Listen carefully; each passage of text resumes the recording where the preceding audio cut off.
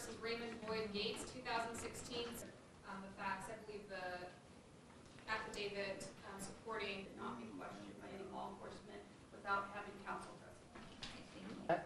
On a bed. He forced the victim's pants and underwear. Possessing, transporting a toxic. Surely the best thing would be to... If you could, please. Yes. Thank you. I'm not sure. All right, thank you. It'll be On the other... Should we call on your probation? Violation? No odor consumption. State of Ohio versus Raymond Boyd Gates, 2016.